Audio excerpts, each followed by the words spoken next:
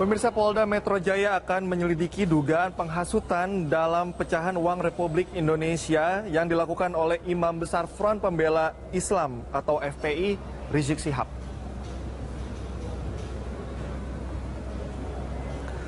Menurut Kapolda Metro Jaya Irjen Muhammad Iriawan, pihaknya akan menyelidiki dugaan hasutan Palu Arit di pecahan uang oleh Rizik. Iriawan juga mengatakan terdapat dua laporan terkait Rizik. Pertama, laporan penistaan agama oleh PMKRI. Kedua adalah laporan masalah uang bergambar Palu Arit. Polisi sudah meminta keterangan dari Bank Indonesia terkait kebenaran Palu Arit dalam logo pecahan uang RI. BI juga membantah bahwa logo dalam pecahan uang itu merupakan simbol komunisme. Polisi juga berencana akan memanggil saksi ahli dari BI untuk memproses dugaan penghasutan tersebut.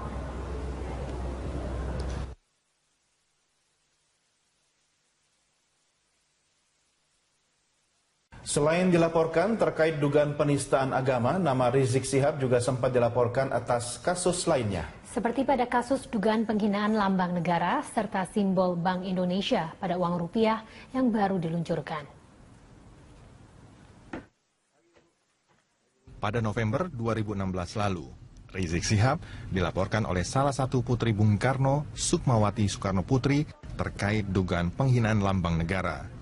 Laporan ini berdasarkan unggahan video yang sempat menjadi viral di media sosial terkait ceramah Rizik Syihab yang diduga menghina lambang negara.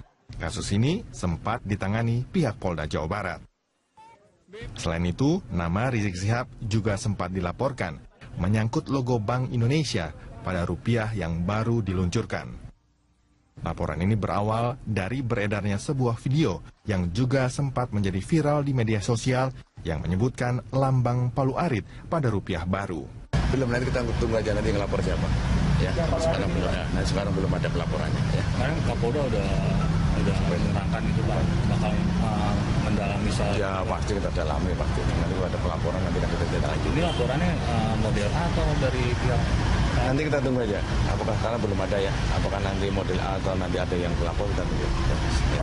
Hingga kini, pihak kepolisian masih menyelidiki kasus tersebut dan menunggu laporan dari pihak yang merasa dirugikan akibat perkataan tersebut, salah satunya pihak Bank Indonesia. Tim Liputan, Berita 1. Pemirsa, hingga kini Polda Metro Jaya masih menyelidiki kasus dugaan penistaan agama yang dilakukan Rizik Syihab. Ya, sebelumnya Rizik Syihab dilaporkan oleh Perhimpunan Mahasiswa Katolik Republik Indonesia atau PMKRI atas dugaan penistaan agama pada bulan Desember lalu. Polda Metro Jaya menyebutkan kasus dugaan penistaan agama dengan terlapor Rizik Syihab masih dalam tahap penyelidikan. Pihaknya akan memeriksa sejumlah pihak maupun saksi atas kasus yang tengah menyeret nama Rizik Syihab. Sebelumnya Rizik Syihab dilaporkan PMKRI pada akhir bulan Desember lalu atas dugaan penistaan agama. PMKRI menyebutkan dugaan penistaan agama berdasarkan isi ceramah Rizik Syihab yang diunggah melalui media sosial. Selain Rizik Syihab, PMKRI juga melaporkan dua orang lain yang diduga mengunggah ceramah itu melalui media sosial.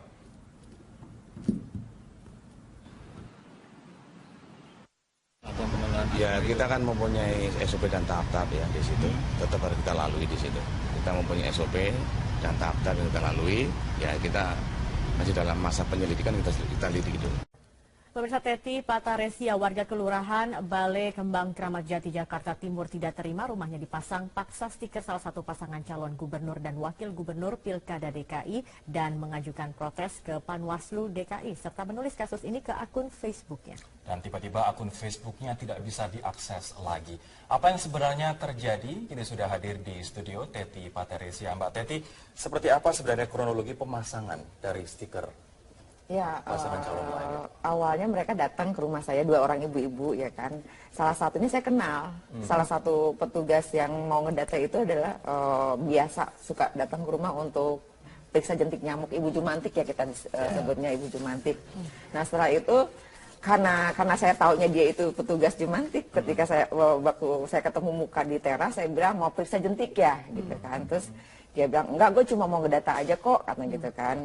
Dia bilang gitu mau ngedata, dia udah siap dengan berkasnya itu ya kan. Terus udah gitu dia tanya, saya duduk di sebelahnya, dia tanya di rumah ini berapa jumlah pemilih suaranya gitu kan. Saya bilang dua orang. Siapa aja namanya?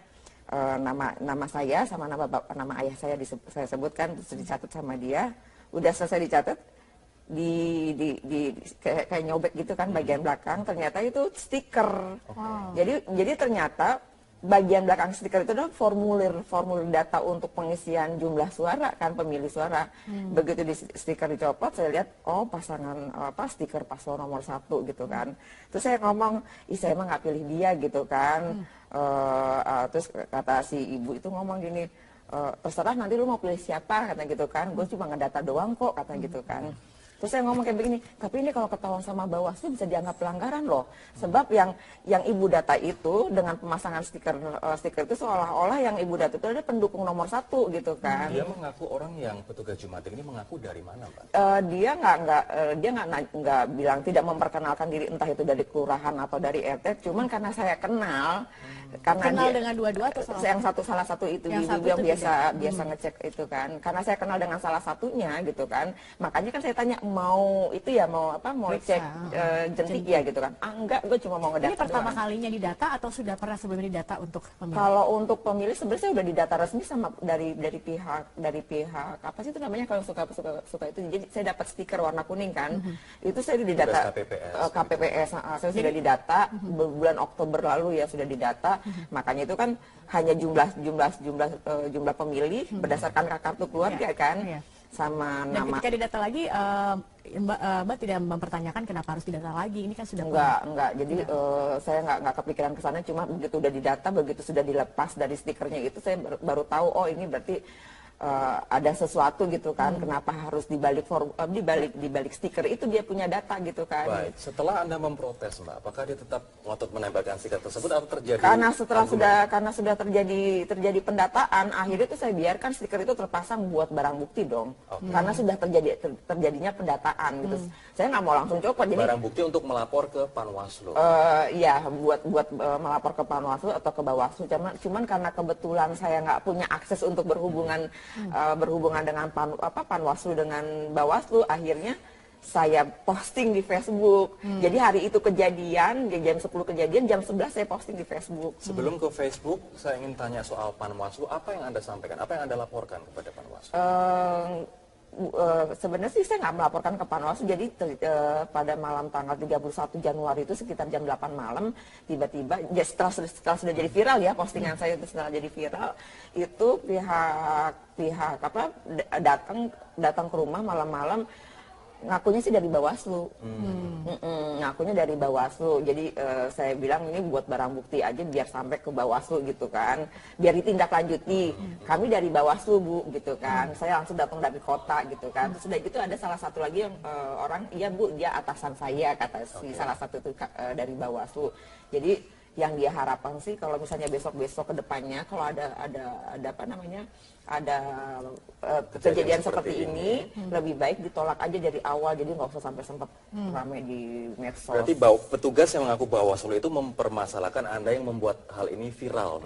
Jadi seperti itu. Jadi kalau memang, jadi sepertinya pertanyaan-pertanyaan dari Pak Saroji ya namanya ya, Pak Saroji itu sepertinya kok saya yang didakwa gitu kan. Waktu dipasang stiker itu ada kesepakatan apa saja waktu itu? Jadi ada kesepakatan atau tidak, dipaksa atau tidak gitu kan. Itu kan saya udah jelasin bahwa ini permasalahannya bukan masalah stikernya lagi, tapi masalah pendataannya gitu kan. Kalau seandainya dia pasang stikernya tanpa didata, mungkin saya biarkan gitu kan. Tinggal orangnya pergi, tinggal saya copot. Tapi justru karena sudah ada pendataan di balik stikernya itu, ya kan, otomatis itu harus saya biarkan gitu kan. Saya biarkan dipasang untuk barang bukti. Baik. Gitu. Nanti kita lanjutkan kembali. Warga Kelurahan Balai Kambang, Jakarta Timur protes atas pendataan dan penempelan stiker pasangan calon gubernur tertentu oleh petugas kelurahan. Kejadian ini sempat menjadi viral di media sosial dan sudah ditangani Panitia Pengawas Jakarta Timur. Ini adalah rumah Teti Pataresia, warga Kramat Jati, Jakarta Timur yang sempat menyampaikan curahan hati terkait dengan pendataan yang diselingi dengan adanya penempelan stiker salah satu pasangan calon gubernur DKI Jakarta yang dilakukan oleh oknum yang diduga merupakan petugas kelurahan Balai Kambang, Jakarta Timur. Dan penempelan stiker tersebut ternyata dilakukan di sepanjang Gang Haji Ahmad dan sejumlah rumah yang ada di Kelurahan Balai Kambang, Jakarta Timur. Teti kemudian mendapatkan undangan klarifikasi dari Panitia Pengawas Pemilihan Panwas Jakarta Utara atas unggahan pada akun media sosial Facebook miliknya tentang pemberian stiker pasangan nomor urut 1 oleh petugas Jumantik Kelurahan Balai Kambang. Teti pun mengaku mengungkapkan kekecewaannya atas penempelan stiker paslon Agus Silvi oleh petugas Jumantik Kelurahan Balai Kambang pada 29 Desember 2016. Petugas tersebut berdalih mendata Teti sebagai peserta pemilih. Sudah pernah didata, ya kan? Waktu itu bulan Oktober, ya itu saya dapat stiker sebagai pemilih, sudah terdaftar sebagai pemilih resmi. Nah, kalau yang ini makanya kan setelah ibu-ibu tanggal 29 kemarin ibu itu bilang katanya mau mendata, ya saya agak bingung juga gitu kan. Orang saya sudah didata resmi kok kan gitu kan. Kok didata lagi, udah gitu didata di balik stiker, ternyata selain mendata mereka juga ini dengan apa pendataan dengan disertai dengan penempelan stiker paslon nomor 1. Bukan hanya rumah Teti, melainkan juga sejumlah rumah di Gang Haji Ahmad. Setelah kami usut di kantor kelurahan, Lurah Balai Kambang tidak pernah menugaskan petugas Jumantik mendata pemilih karena bukan wewenangnya. Petugas yang bersangkutan kemudian diberhentikan setelah mengaku sebagai relawan Agus Silvi. Kita berhentikan aja sebagai kader Jumantik, seperti itu, supaya buat perhatian buat dia bahwa kita ini adalah netralitas. Karena kader Jumantik itu kan juga mendapatkan honor dari Pemda DKI. Masyarakat pemilih diimbau turut mengawasi dugaan kecurangan selama rangkaian Pilkada serentak 2017. Laporkan ke Panitia Pengawas Pemilihan di kota ataupun kabupaten tempat Anda berada segera. Dari Jakarta, Jessica Wawor, Cahya Sunandar, Metro TV. Basuki Cahayapurnama dan Jarod Saiful Hidayat selaku Cagup dan Cawagup nomor urut 2 melawan berbagai berita hoaks di media sosial. Untuk menangkal berita hoaks, tim sukses Ahok Jarot pun menampilkan berbagai kesuksesan kinerja keduanya. Tim pemenangan calon gubernur, wakil gubernur DKI Jakarta Basuki Cahayapurnama atau Ahok dan juga Jarod Saiful Hidayat memiliki cara tersendiri untuk melawan berbagai berita hoaks di media sosial. Clara Tampu Bolon selaku tim sukses Ahok Jarot mengungkapkan pihaknya memperkuat konten media sosial dengan menampilkan berbagai kesuksesan kinerja keduanya dalam menata dan membangun Jakarta. Clara juga menampilkan berbagai belusukan Ahok Jarot ketika bekerja dan menghindari penggunaan kata-kata kasar di media sosial.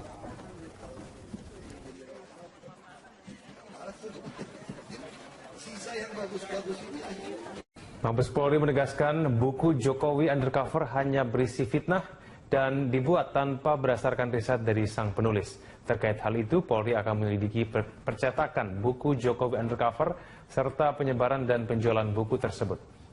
Mabes Polri menyebutkan buku Jokowi Undercover yang ditulis oleh Bambang Tri tidak dilandaskan dengan data yang valid. Oleh sebab itu, buku tersebut hanya berisi opini pribadi penulis. Karopenmas Mabes Polri Brigjen Pol Rikwanto menyebutkan dalam bukunya Bambang Tri hanya mengutip dari beberapa diskusi di Facebook tanpa menggunakan riset secara akurat. Sejauh ini polisi belum mengetahui motif Bambang Tri yang sudah menjadi tersangka.